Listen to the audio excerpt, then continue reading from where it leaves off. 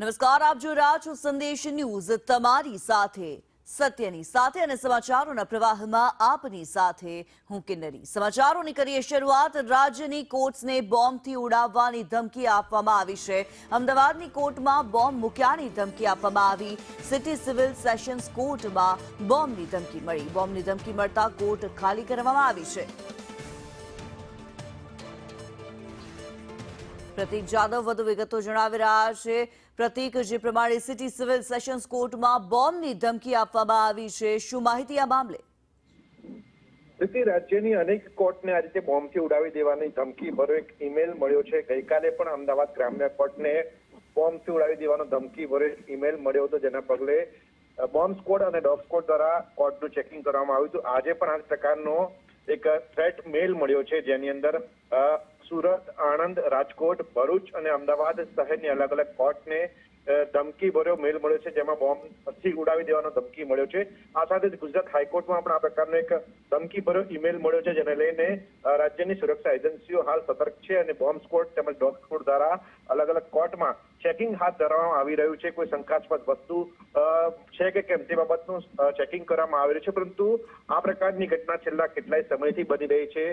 Threat ભર્યો એટલે કે ધમકી ભર્યો ઈમેલ મોકલવામાં આવે છે ને તંત્ર છે તેમને એક હેરાન કરવાના પ્રયાસો થઈ રહ્યા છે। આ બાબતે સાયબર ક્રાઇમ દ્વારા ફરિયાદ નોંધવામાં આવી રહી છે અને આ ગુનાહિત કૃત્ય કરવા પાછળનો ઉદ્દેશ્ય શું હોઈ શકે છે અને કોણ આ પ્રકારનું કૃત્ય કરી રહ્યું છે એ બાબતની તપાસ કરવામાં આવી રહી છે। પરંતુ હાલ જે રીતે કોર્ટને બોમ્બથી ઉડાવી દેવાની ધમકી મળી છે, જેના પગલે વકીલ તેમજ જે અરજદારો કોર્ટમાં આવેલા છે તેમને બહાર કાઢવામાં તેમજ કાઢવાની પ્રક્રિયા શરૂ કરવામાં આવી છે। સાથે જ બોમ્બ સ્ક્વોડ અને ડોગ સ્ક્વોડ દ્વારા જે અલગ અલગ કોર્ટ રૂમ છે તેને ચકાસણી કરવામાં આવી રહી છે।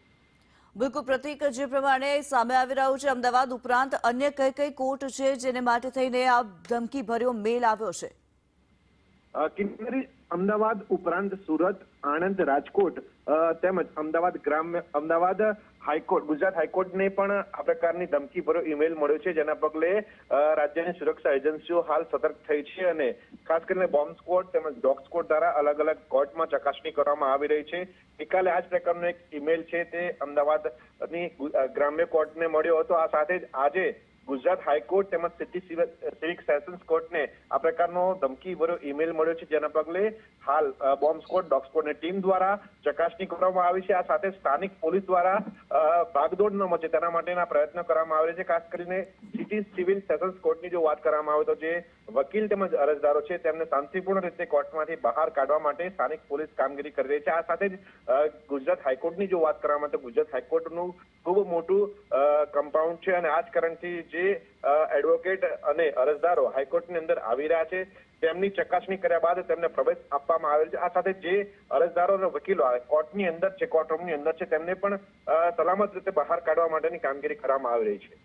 બિલકુલ પ્રતીક, થોડા સમય પહેલા સ્કૂલો માટે પણ આ પ્રકારના ધમકી ભર્યા મેલ સામે આવ્યા હતા અને હવે કોર્ટ્સ માટે થઈને આ પ્રકારના ધમકી ભર્યા જે મેલ કરવામાં આવ્યા છે, બોમ્બ મૂકવાની જે ધમકી આપવામાં આવી છે, ખૂબ જ મોટા સવાલો ઉઠી રહ્યા છે આ મામલે।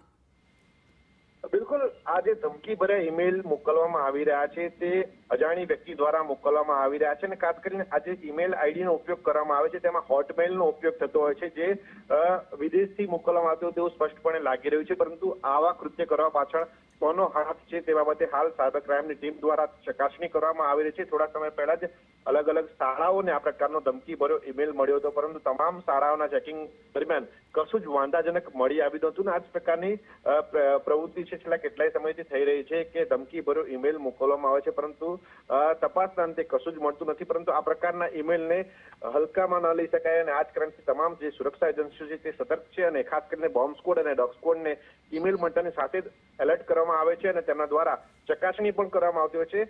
જો કે આવા પ્રકારના કોલમાં ચકાસણી દરમિયાન કશું જ મળતું નથી, જે રાહતનો શ્વાસ હોય છે।